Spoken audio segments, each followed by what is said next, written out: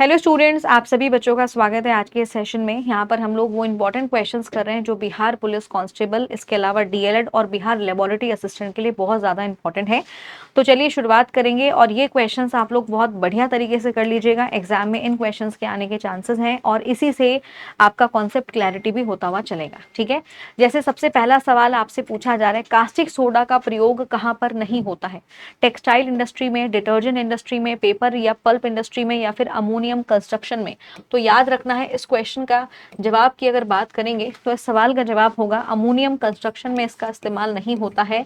याद रखेंगे, इंपॉर्टेंट है। डी ऑप्शन यहाँ पे आंसर होगा। डी ऑप्शन जो है वो इस सवाल का जवाब हो जाएगा। ठीक है, तो डी ऑप्शन यहाँ पे आंसर होगा।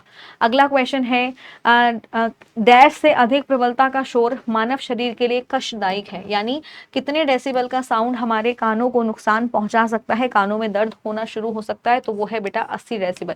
80 डेसिबल से ज़्यादातर का जो साउंड होगा वो हमारे कानों को नुकसान पहुंचा सकता है। 10 डेसिबल के साउंड को भी हमारे कान सुन सकते हैं। याद रखेंगे, इंपॉर्टेंट है।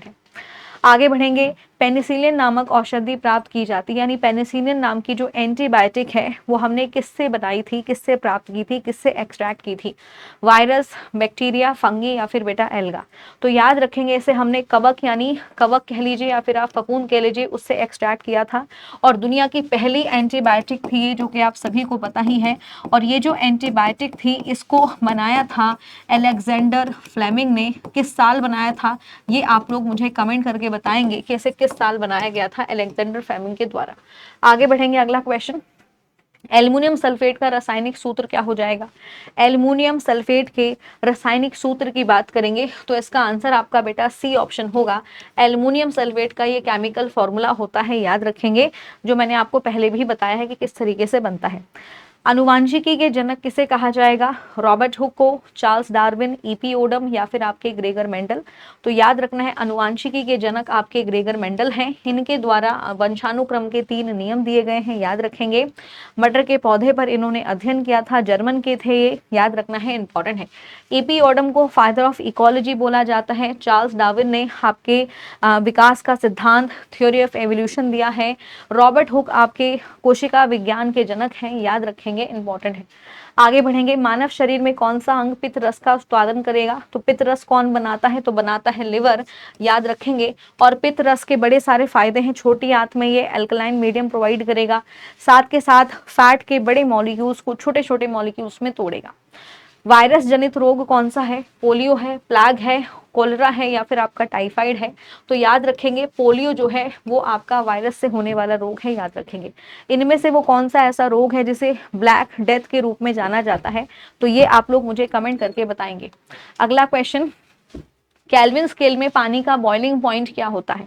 तो बड़ा इजी है, इसका आंसर हो जाएगा 373 केल्विन। याद रखेंगे, इंपॉर्टेंट है। आगे बढ़ेंगे, अगला क्वेश्चन है, प्रेशर की एसआई यूनिट क्या होती है? प्रेशर यानी जिसे दाब कहा जाएगा, इसकी एसआई यूनिट क्या होगी? तो एसआई यूनिट होती है बेटा न्यूटन पर मीटर स्क्वायर, जिसे हम पास्कल भी कहते हैं। याद रखेंगे, न्यूटन पर मीटर स्क्वायर। तो याद रखेंगे, न्यूटन पर स्क्वायर मीटर, यानी सी ऑप्शन यहाँ पे आंसर हो जाएगा।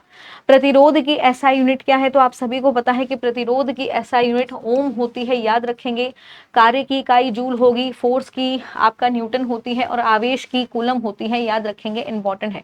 फ्यूज तार जिस आधार पर कार्य करता है वो कौन सा है? यानी फ्यूज वायर किस प्रिंसिपल पर काम करेगी? Magnetic effect of current, chemical effect, thermal effect या फिर इलेक्ट्रोमैग्नेटिक इफेक्ट? तो याद रखेंगे, थर्मल इफेक्ट ऑफ करंट पर कार्य करती है। याद रखेंगे। आगे बढ़ेंगे, निम्नलिखित में से कौन सी हरित गैस है? इनमें से किस गैस को आपका बोला जाएगा ग्रीन हाउस गैस? तो याद रखेंगे, नाइट्रस ऑक्साइड, जिसे हम N2O कहते हैं, और ये आपकी एनेस्थीसिया के रूप में भी यूज होगी और इसी को हम लाफिंग गैस भी बोलते हैं। याद रखना है। अमोनियम नाइट्रेट का फॉर्मूला क्या होगा? तो अमोनियम नाइट्रेट का फॉर्मूला होता है ये सी ऑप्शन, यहाँ पे आंसर हो जाएगा। आगे बढ़ेंगे, कॉन्वेक्स मिरर का प्रयोग कहाँ पर किया जाता है? तो कॉन्वेक्स मिरर का प्रयोग वाहन में रिव्यू मिरर के रूप में किया जाता है, यानी ट्रैफिक मिरर के रूप में इसका इस्तेमाल करेंगे। अल्ट्रासाउंड की आवृत्ति कितनी होगी? तो अल्ट्रासाउंड जो होते हैं आपके, अगर इनकी बात की जाए तो बेटा जी ये जो होंगे ये 20,000 किलोहर्ट्ज से ज़्यादा के साउंड होते हैं। याद रखना है, तो डी ऑप्शन यहाँ पे आंसर हो जाएगा, डी ऑप्शन। अगला क्वेश्चन, प्रत्येक क्रिया के सदैव विपरीत एवं एक समान प्रतिक्रिया होती है। न्यूटन का कौन सा नियम है? तो न्यूटन का तीसरा नियम है। याद रखेंगे, न्यूटन का तीसरा नियम इस सवाल का जवाब हो जाएगा। आगे बढ़ेंगे, अगला क्वेश्चन, 1 किलोवाट घंटा किसकी मात्रा है? तो याद रखना है, ये बेसिकली इकाई है एनर्जी की, ये इकाई है ऊर्जा की, इलेक्ट्रिक एनर्जी की, जो कि 1 यूनिट के बराबर होता है। याद रखेंगे।